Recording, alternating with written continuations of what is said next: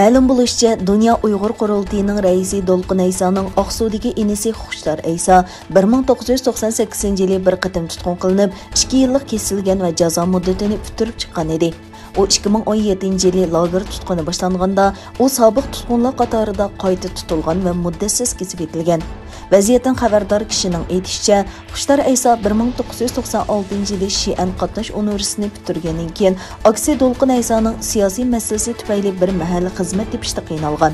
O xizmat izlab yurgan kunlarda uning atalmish jinoyatlari bayqalib 1998-yili 2 yillik kesib etilgan. Dolqin Aysoning oilasini yaqindan tanıydigan, navbatda Shveysariyada yashayotgan Habibullah izchining aytishicha, Xushtar Ayso jazo muddatini tugatib chiqqandan keyin bir do'sti bilan sheriklashib Ardabil nomida bir restoran ochgan. Ma'lum bo'lishicha, Xushtar Ayso sababli mazkur restoranda kirib chiqayotganlar soqchilar tomonidan izchil nazorat qilingandan keyin Xushtar bu restorandagi sherikchilikdan voz kechishga majbur bo'lgan.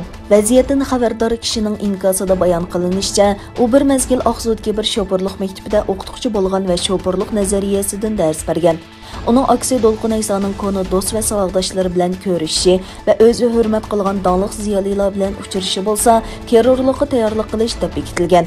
Onun yurtidagi tonilgan diniy zotlar bilan jamoat so'rinlarida uchrashganda qizg'in mungdishlari bo'lsa, diniy asabiylikning alomati deb ayblangan.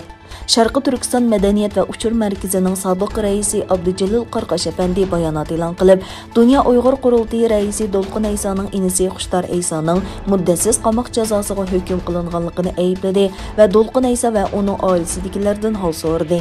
Abdujalil Qarqash apandi Xitoyning Uyg'ur faoliyatchilarining oilasini go'rga ilib olish va turmaga tashlash orqali ularning kurishiga to'sqinlik qilishga urinayotganligini, ammo Xitoyning hech bir vaqt maqsadiga yetilmaganligini aytdi.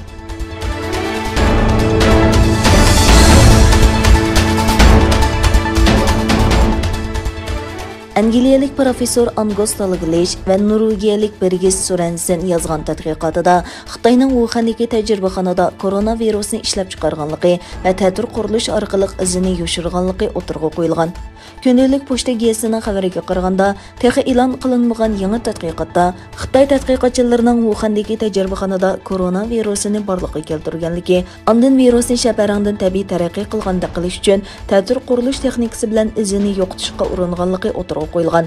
Tadqiqotda o'tirg'a qo'yilgan ayblashlar virusning Xitoy olimlarining Wuhandagi bir turda ishlayotganda paydo bo'lishi mumkinligini ko'rsatib bergan bo'lib, Xitoy tajribaxonalaridagi sonliq ma'lumotlarni qasddan yo'qotish, yoshirish yoki buzish ayblashlarini o'z ichiga oladi. Tadqiqotda yana Xitoydagi tadqiqotchilarning sukut qilishga majburlanganligi o'tirg'a qo'yilgan.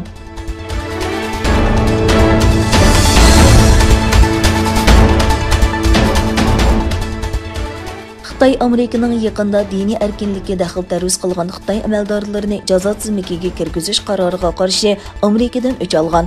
Xitoy Tashqi ishlar ministrligi bayonotchisi Zhao Lijian 26 may Beijingda o'tkazilgan qarorlik muxbirlarni kutib olish yig'inida Amerikaning xalqaro diniy erkinlik komitetining sobiq hay'at a'zosi Johnny Moorga jazo yurgizganligini, u va oila a'zolarining Xitoy, Hong Kong va Omonga kirishni cheklaganligini e'lon qilgan. Ma'lum bo'lishicha, Amerika Tashqi ishlar ministri Billiken 12 may parlamentga 2020-yillik xalqaro diniy erkinlik yillar dokladini sungan bo'lib, dokladda Xitoyning bid'atning oldini olish va bir taraf qilish markaziy rahbarlik guruhi Chengdu ishxonasining sobiq mudiri Yuxini kishilik huquqni og'ir darajada dafsanda qilish, Falun Gong murtlarini xohlagancha tutqun qilish va ziyonkashlik qilishga chetishlik bo'lish bilan ayblagan. Shu sababli uningga jazo e'lon qilib, Yuxi va uning urug' tuqqanlarining Amerikaga kirishini cheklagan.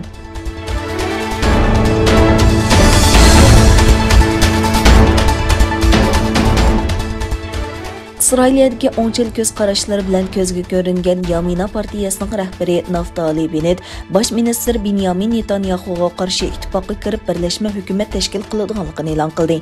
Yerlik taratqularning xabariga qaraganda, agar Bennett yana bir o'qituvchi Lapid bilan birlashma hukumat qursa, Bennett tunji bo'lib Benyamin Netanyahu 12 yil tutib turgan bosh ministr o'rnida o'ldirildi. 23 mart İsrailiyada o'tkazilgan saylovdan keyin prezident Reuven Rivlin bosh ministr Netanyahuni birlashma hukumat tashkillashga tayinladi. Netanyahu 5-oyning 4-kuni bu vazifani prezidentga qaytarib berdi. Chunki u birlashma hukumat tashkillashga yetarli yordam topolmadi. Shuningdek keyin Rivlin 5-may Netanyahuning raqibi Lapidga birlashma hukumat tashkillash huquqini berdi.